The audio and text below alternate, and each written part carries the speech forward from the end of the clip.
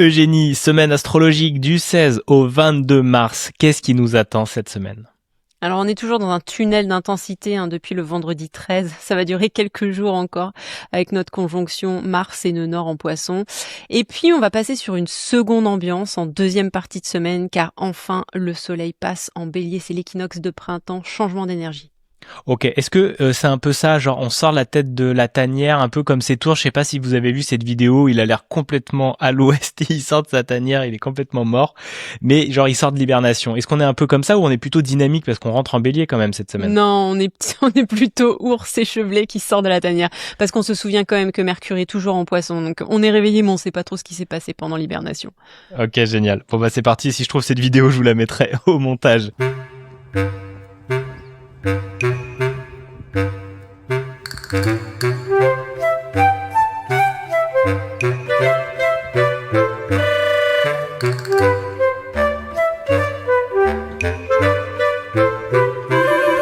Eugénie, lundi 16 mars, c'est parti.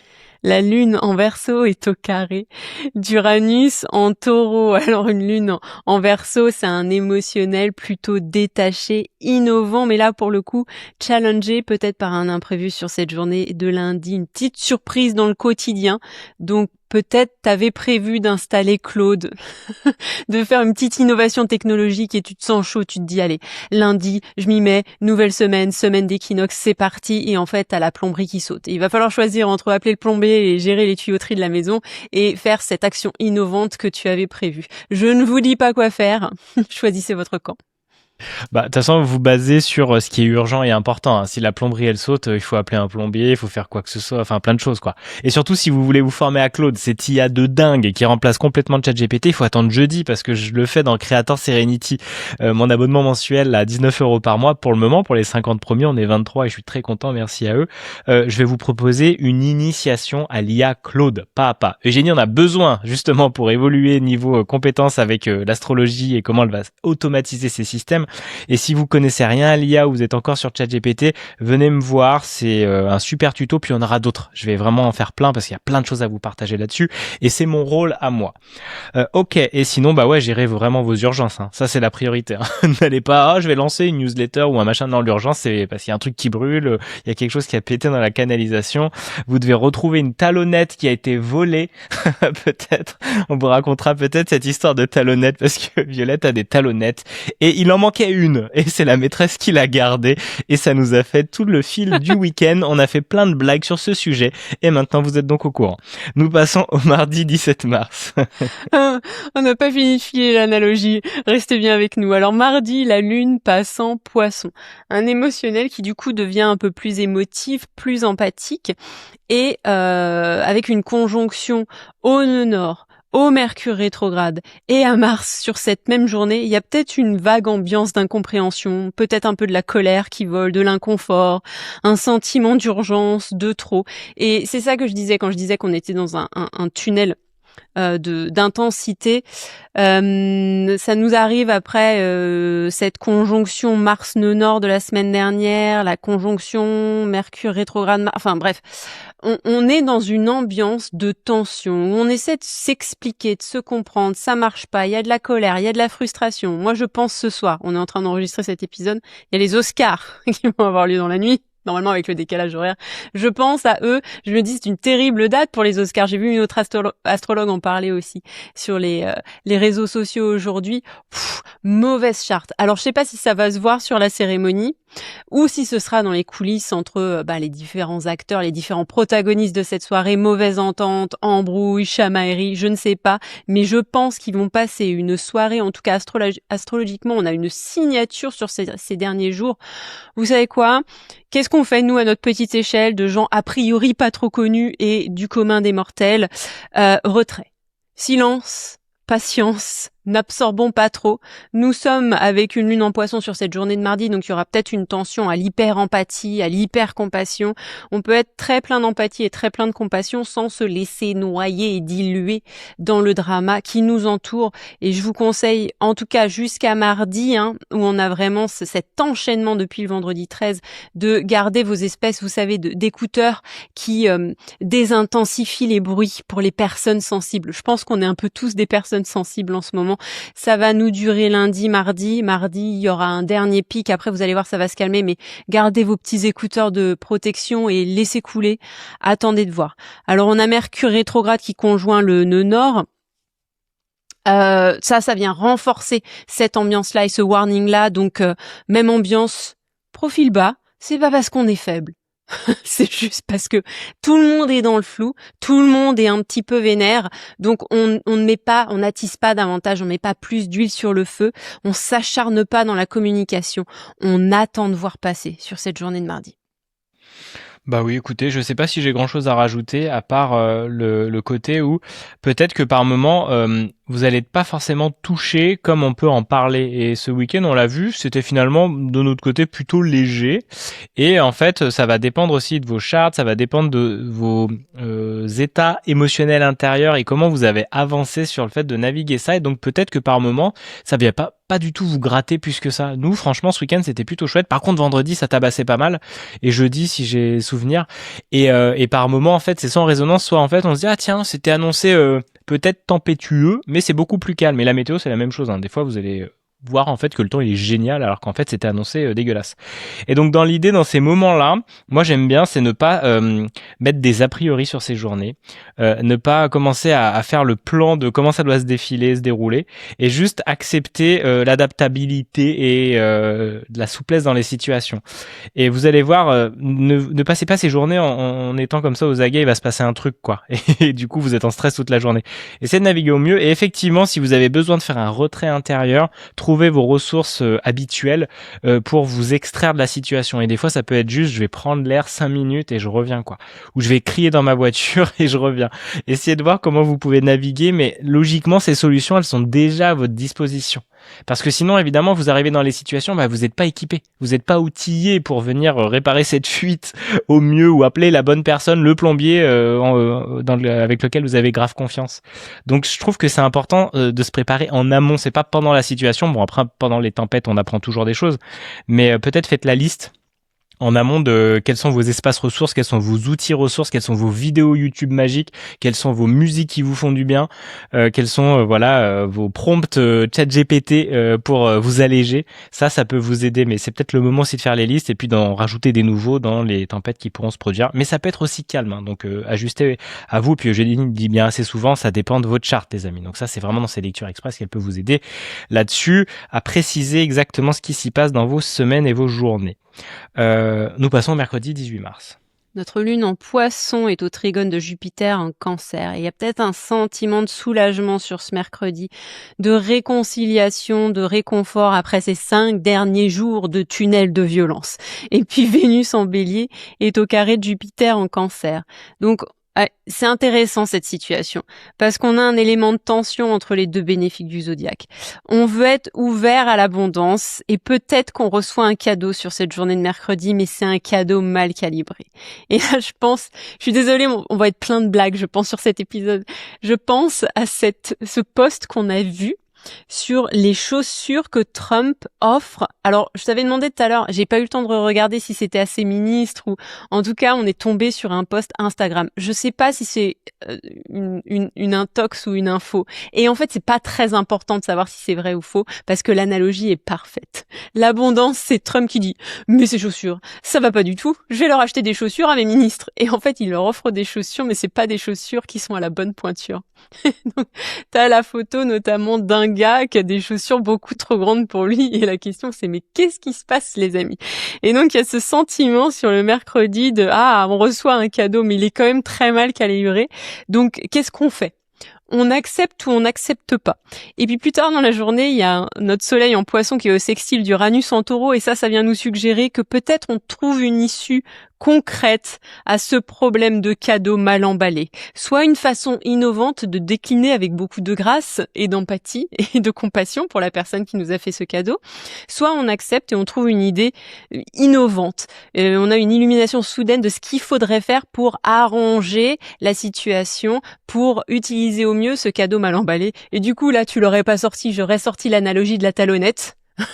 Les chaussures sont trop grandes, peut-être faut mettre des talonnettes ou des petites semelles à l'intérieur pour rehausser et prendre un peu plus de place et hop, le problème est résolu et le cadeau contribue vraiment. En tout cas, encore une fois, je ne vous dis pas quoi faire sur cette journée de mercredi. Peut-être que cette situation ne se profilera pas, mais en tout cas, si elle se profile, vous avez 2 salles, 2 ambiances. Non merci, ce cadeau n'est pas adapté. Merci, ce cadeau n'est pas très bien adapté, mais je saurais trouver ma ressource pour le valoriser au mieux. Eh ben, c'est bien vérifié, hein. J'ai encore retapé là pendant que tu parlais. C'est clairement vérifié. Donald Trump s'amuse à offrir des chaussures de meilleure qualité à ses ministres. Mais effectivement, ils sont de plus petite taille, de plus grande taille, et ils ont des pieds de plus petite taille. Et je vous mettrai au montage, pareil, j'aurai un peu plus de boulot, mais ça vaut le coup quand même que vous voyez ça. C'est improbable, c'est hallucinant, c'est absurde comme situation. Et c'est surtout de se dire, bah, je dis oui alors que les chaussures ne me vont pas du tout. Mais ouais, mais c'est le président des États-Unis, c'est quand même chaud. Tu vas fermer ta gueule. Je préfère avoir l'air con avec les photographes qu'avec lui. Bah non. C'est là où il faut apprendre à dire non, il faut apprendre à se positionner. Et c'est humiliant, en fait, de vous donner des chaussures trop grandes. Je trouve ça absurde, mais c'est vraiment un bel exemple aussi de comment on dit oui à un cadeau qu'on a, en fait, pas du tout envie d'avoir ou qui n'est pas adapté, même si la personne, elle avait très envie de nous faire plaisir. Et on le voit souvent à Noël, ces choses-là. Et n'hésitez pas à remercier, puis à faire suivre à quelqu'un d'autre. Et vraiment, ouais, c'est très intéressant. Et tu parlais de ça, mais peut-être que tu en parleras dans tes lives, parce que Jenny fait des lives astro tous les vendredis à midi. Sur YouTube et sur Instagram, tu parlais des bénéfiques et du maléfique. Et tu avais eu un échange avec une personne qui plutôt valorisait, ah moi je valorise plutôt pas les bénéfiques, mais l'autre côté. Et c'était intéressant d'en parler autour de qu'est-ce qu'on projette sur les archétypes des planètes, sur les signes et autres. Ça révèle plein de choses de vous. Est-ce que tu veux en dire un mot avant qu'on avance sur jeudi? Oui, c'est très intéressant. Effectivement, c'est une personne qui disait « Ah, c'est intéressant, les différences de point de vue. » Parce que justement, je parlais de Saturne en tant que... Non, je parlais de Jupiter en tant que bénéfique. C'est le grand bénéfique du zodiaque. Et elle me disait, elle partageait, parce que moi, j'adore Saturne, Mars et Pluton, qui sont les 3 maléfiques du zodiaque entre l'astrologie moderne et l'astrologie traditionnelle. Et effectivement, c'est très intéressant parce qu'en fait, ce n'est pas une question de point de vue. La littérature astrologique nous enseigne Vénus et Jupiter comme les grands bénéfiques du zodiaque, comme les bénéfiques du zodiaque, disons, et Saturne et Mars comme les maléfiques. Pluton est venu se rajouter plus tard. Ce n'est pas une opinion. C'est la littérature. Et ce qui est intéressant, évidemment, c'est de venir questionner la littérature. Ça, d'accord. Et à ce moment-là, ça devient une opinion.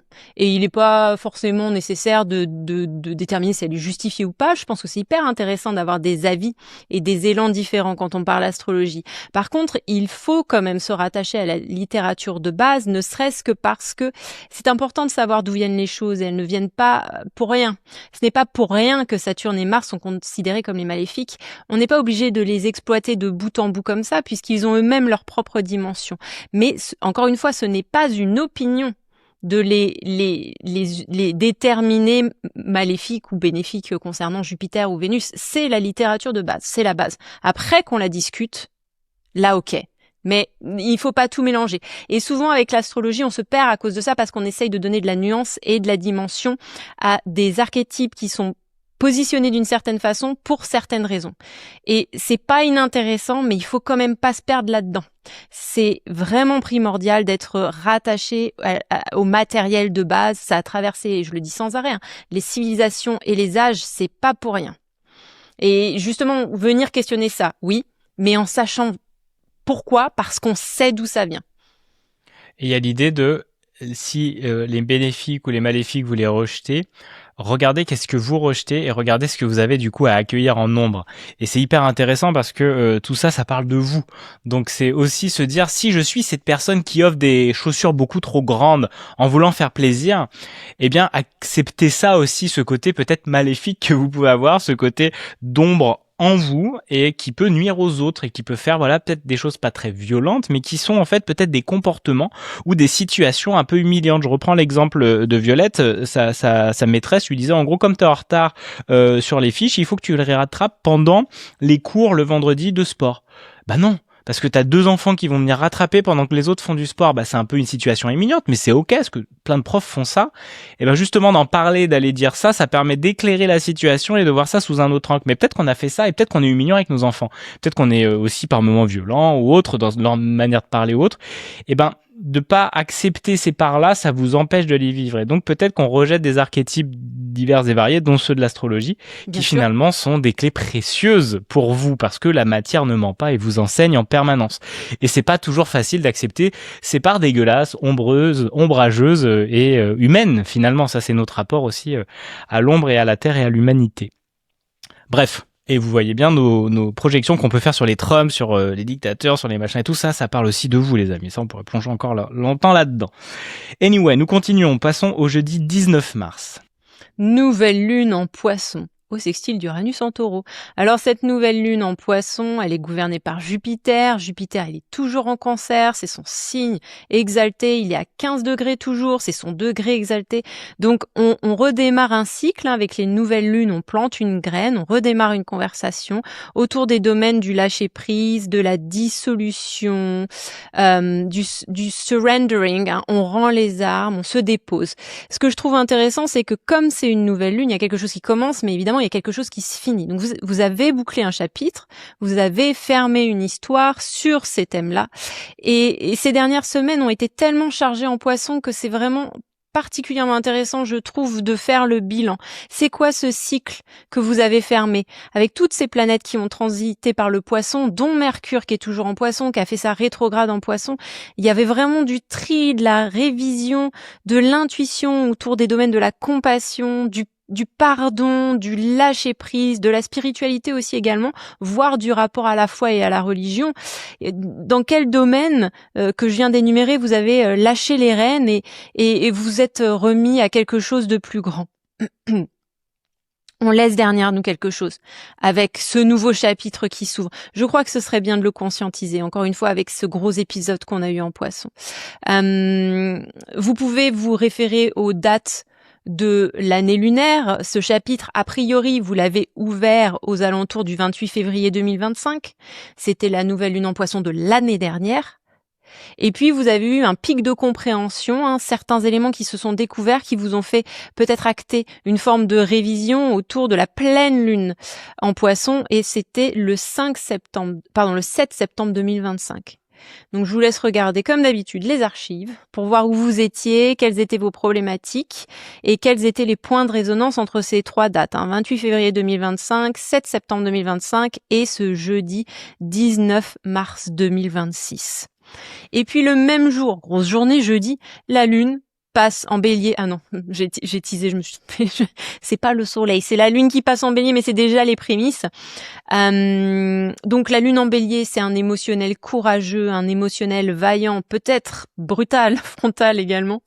Et elle est conjointe à Neptune, Saturne et sextile à Pluton en Verseau. Donc il y a peut-être un ressenti d'urgence sur cette seconde partie du jeudi qui demande finalement de la patience, qui demande de la vision, qui demande de rester dans l'émotion inconfortable. La lune en bélier, elle veut y aller, mais les circonstances autour sont pas forcément en train de nous dire « ouais, vas-y, lâche-toi », mais plutôt, tu sais quoi, juste tranquillou bilou, on attend que le soleil passe en bélier pour vraiment comprendre ce qui se passe, et ça tombe bien, ce sera le lendemain, et puis pour sortir de l'hibernation, mais c'est pas le moment de se faire un coup de pression jeudi en deuxième partie de journée. Top, bah t'en as bien parlé et bien développé. Moi je vais juste revenir sur comment ça résonne pour moi. Bah c'est clairement jeudi, donc je vous le disais, c'est l'atelier dans Creator Serenity sur Claude, sur l'IA. Et donc c'est pour toutes les personnes un nouveau chapitre, une nouvelle IA, une nouvelle manière de travailler. Ça change tout votre paradigme de travail. C'est incroyable, Claude, par rapport à ChatGPT. Je vous le dis vraiment, hein, je les ai à fond utilisés. Et donc il y a cet élan-là. Et moi c'est marrant parce que le jeudi c'était aussi réveiller mon accompagnement. Je faisais beaucoup plus autour de l'émotionnel, de l'idée d'avancer sur son entreprise, mais d'une manière beaucoup plus holistique. Et depuis ce chemin-là, j'ai beaucoup mis de côté le côté spirituel, émotionnel. Venez, on parle des heures de nos émotions, mais jamais on te fait une vidéo, jamais on va poster un contenu, jamais on va faire un facecam, jamais on va faire une newsletter ou quoi que ce soit. Et donc là, j'ai vraiment basculé et c'est revenu voir en septembre parce que c'était la fin de réveiller à peu près à partir d'octobre. Et là, j'ai relancé finalement, je m'y attendais pas, un abonnement mensuel. Alors pas du tout les mêmes prix, pas du tout le même format, mais beaucoup plus technologique, geek, et j'aide les créateurs de contenu à développer une audience et puis à avoir les bons outils pour le faire sans passer des heures et se casser la tête parce que la technologie avance très vite et peut par moments être un peu compliquée.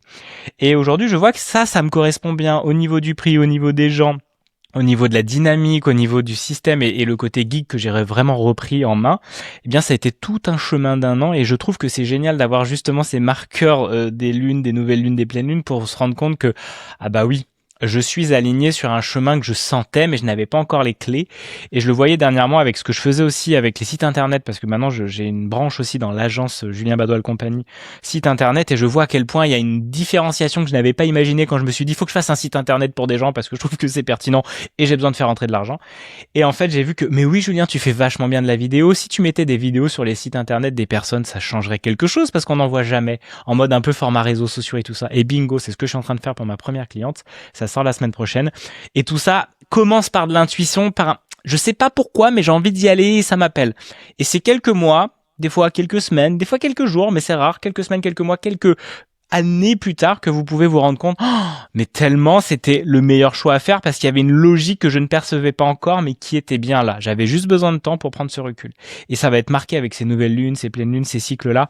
Et je trouve ça génial, quoi. C'est tellement une belle validation céleste et divine de bah oui.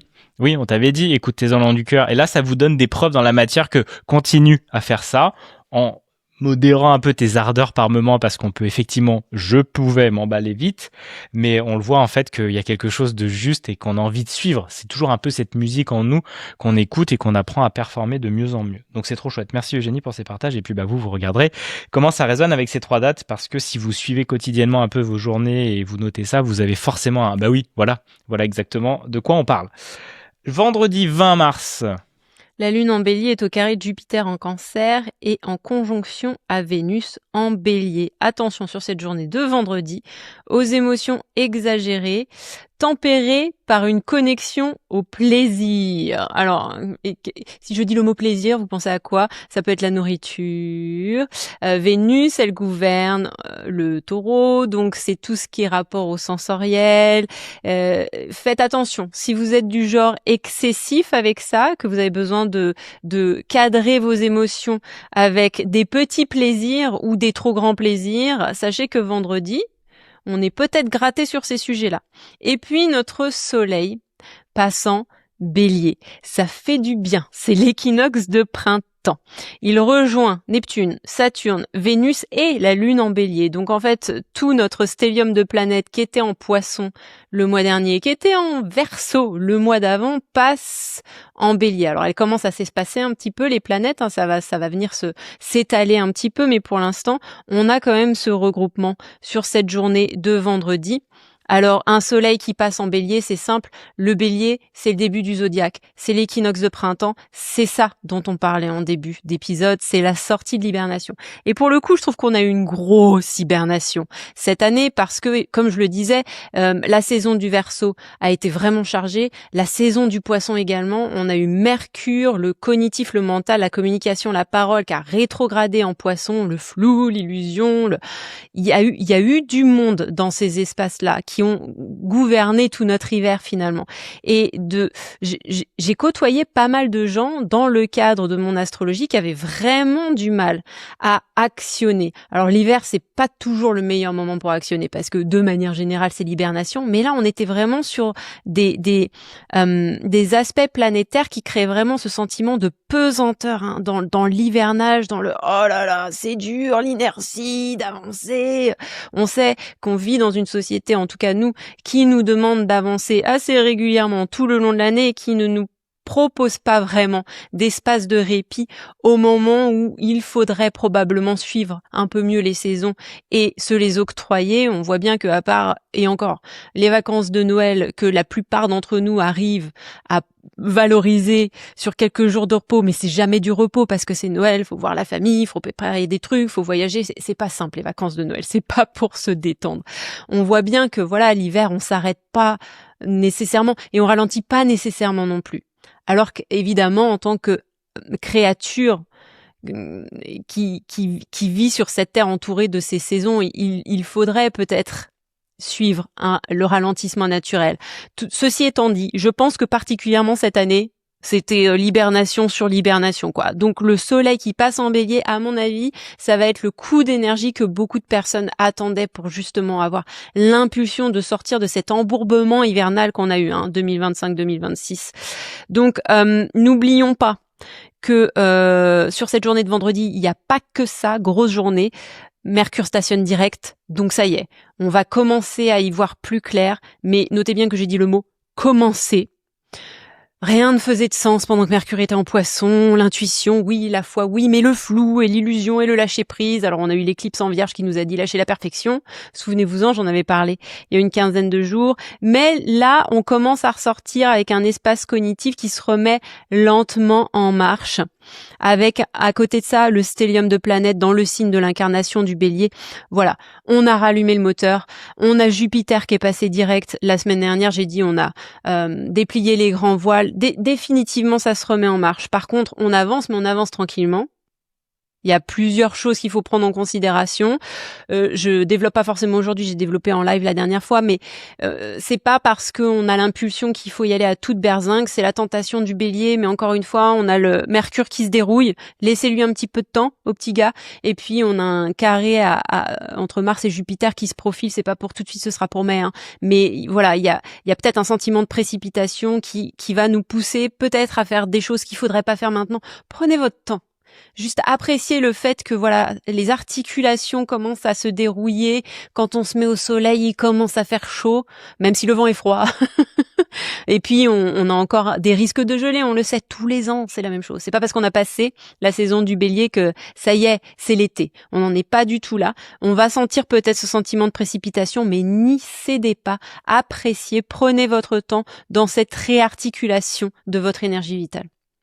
Ouais, moi ça me parle clairement parce que je suis en attente de ces moments où on va vite, ça accélère, ça actionne parce que j'adore ça et que c'est vraiment quelque chose de très naturel en moi. Mais par contre, c'est d'apprendre à tranquille parce qu'il peut y avoir voilà les seins de glace et puis d'un coup on a tout gelé ce qu'on a planté, on est un peu déçu parce qu'on a voulu aller trop vite. Donc là, je prends note vraiment de ça et tempérer voilà vos ardeurs, même si c'est facile pour vous d'actionner, si c'est votre cas comme moi. Nous passons du coup au week-end, samedi 21 mars.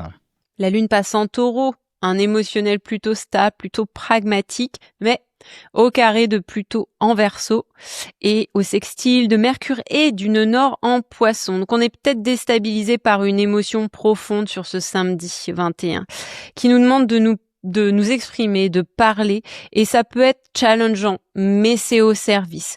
Donc exprimez ce que vous voulez faire différemment. On garde encore une fois bien à l'esprit qu'on vient juste de sortir de la rétrograde de Mercure, qu'on a passé 3 semaines, je vous rappelle les dates, de ce Mercure rétrograde, c'était du 26 février du coup au 20 mars à l'équinoxe, et puis si on prend plus largement avec les degrés pré- et post-rétrograde du 11 février au 9 avril, on est encore dans le jus.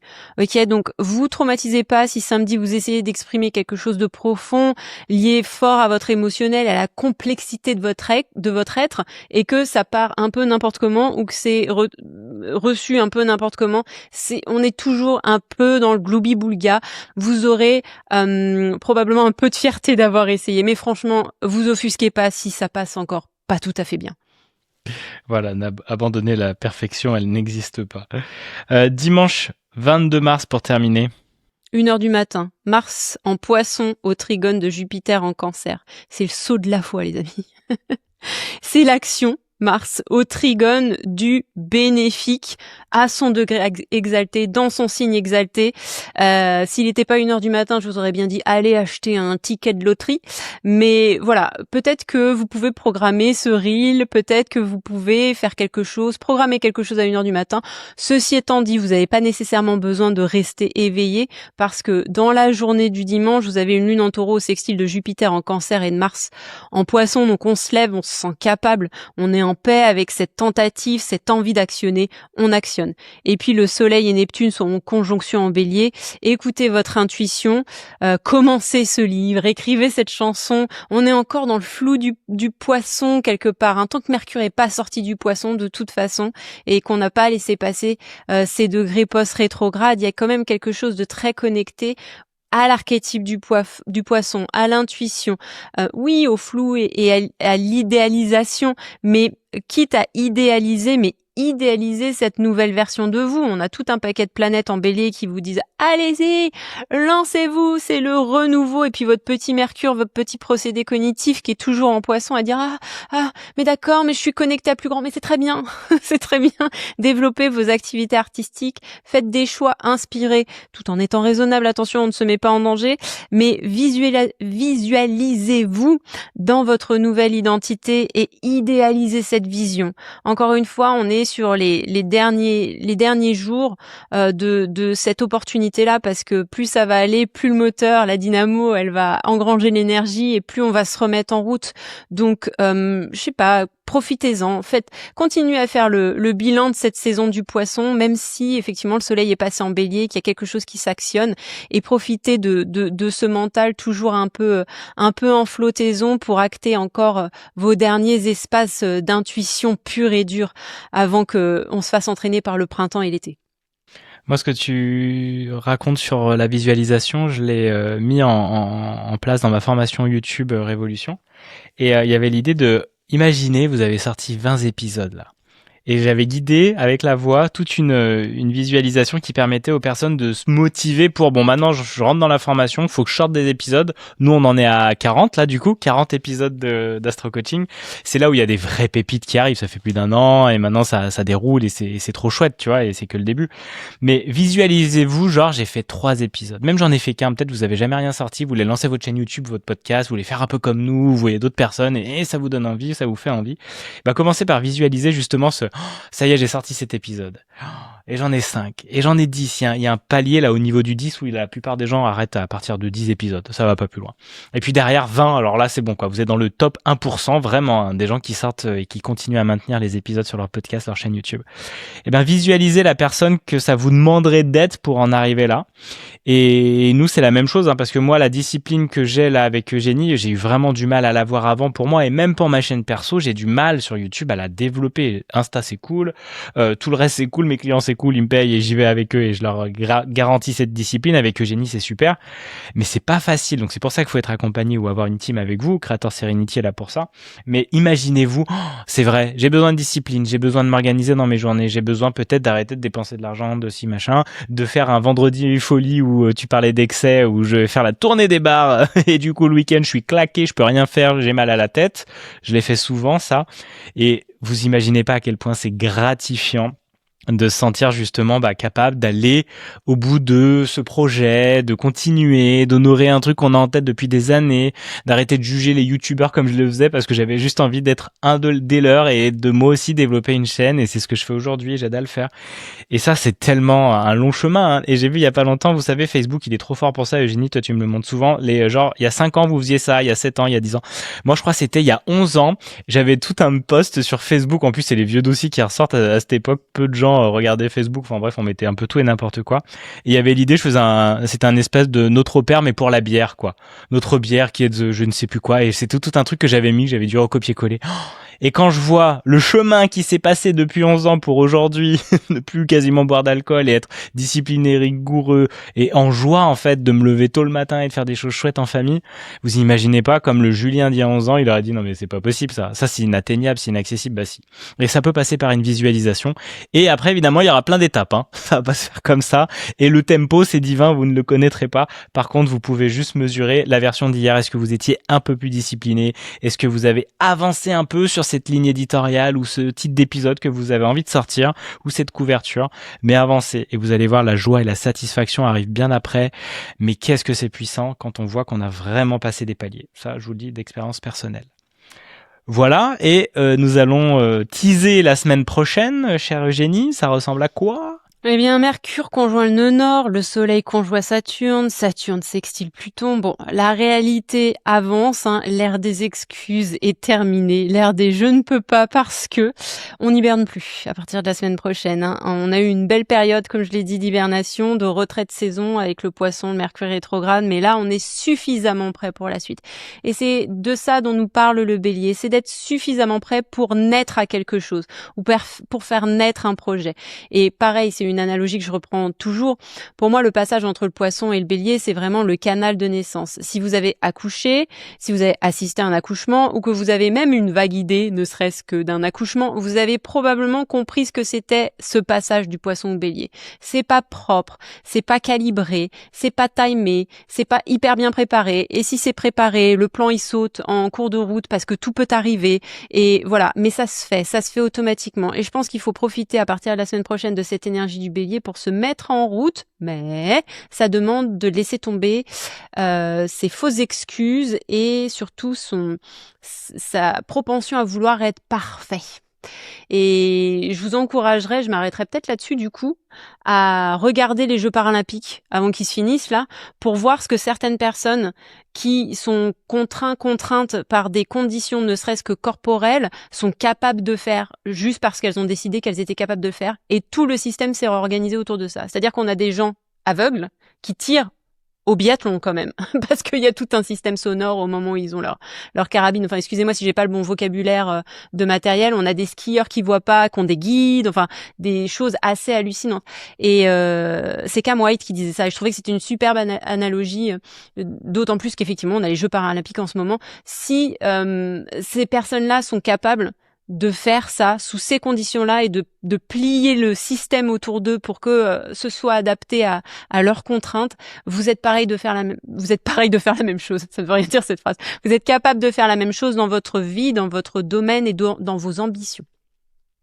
Bah c'est clair, hein, ça tout de suite ça annihile les excuses que vous pourriez avoir en fait, parce que si ces personnes sans bras sans jambes sont capables de traverser par exemple la Manche, je crois, ou l'Atlantique, je sais plus qui a fait ça là, mais quelles excuses on peut avoir, nous, avec oui, on a des grandes émotions, oui, on a plein de choses. Ouais, mais en fait, non, maintenant, vous avancez, vous prenez ce téléphone, vous faites cette vidéo, vous envoyez ce message à cette personne qui vous saoule, vous mettez en place quelque chose qui vous va bien, vous avez envie de développer une activité, bah, vous faites un atelier offert dans une salle à côté de chez vous, et vous faites juste les choses qu'il faut faire. Et ça, vous allez voir, ça fait peur, mais derrière, qu'est-ce que ça libère? Mais si des personnes sont capables, effectivement, d'aller dépasser des montagnes immenses parce qu'elles ont des contraintes physiques réelles, des handicaps. Mais quelle source d'inspiration pour nous qui sommes valides avec à peu près tout qui fonctionne normalement. C'est tellement inspirant de voir ces personnes-là, effectivement, genre mais waouh, parce que moi-même dans ces situations-là, mais il faut aller la chercher la résilience. Hein. Il faut aller la chercher, hein, cette émotionnel, cette puissance. Et je vais continuer à faire la vie malgré cet accident, malgré tout ce qui a pu se produire pour en arriver là. Quelle puissance de ces hommes et de ces femmes dans les Jeux olympiques, paralympiques, et ceux qui ne sont pas aussi présents mais qui sont aussi en super résilience de leur vie avec ces sacrés chemins de vie que le divin leur a proposés. Anyway, merci Eugénie. À très bientôt. Et puis, bah, comme d'habitude, abonnez-vous, partagez, commentez. On est très heureux de vous voir de plus en plus nombreux, de voir les échanges au live aussi avec Eugénie qu'elle fait tous les vendredis. N'hésitez pas, rejoignez-moi aussi dans Creator Serenity si vous avez envie d'avancer sur le côté geek. Et puis, Eugénie a toujours ses lectures express ou alors ses séances 1 ou 3 séances quand elle fait un suivi plus grand. N'hésitez pas à la contacter directement, il a du mal, c'est la fin. C'est la fin de Mercure rétrograde et des bégaiements. C'est parce que j'ai pas mes talonnettes, c'est pour ça que je suis un peu déstabilisé. On me les a volées à l'école de Violette. Et on a vraiment adoré cette blague tout le week-end. Et c'est improbable aussi comme pour Trump. Et je sais plus ce que je disais. Bref, on vous remercie, on est très heureux et puis on vous dit à la semaine prochaine et à vendredi pour Eugénie. Ciao. À la semaine prochaine, ciao. Salut.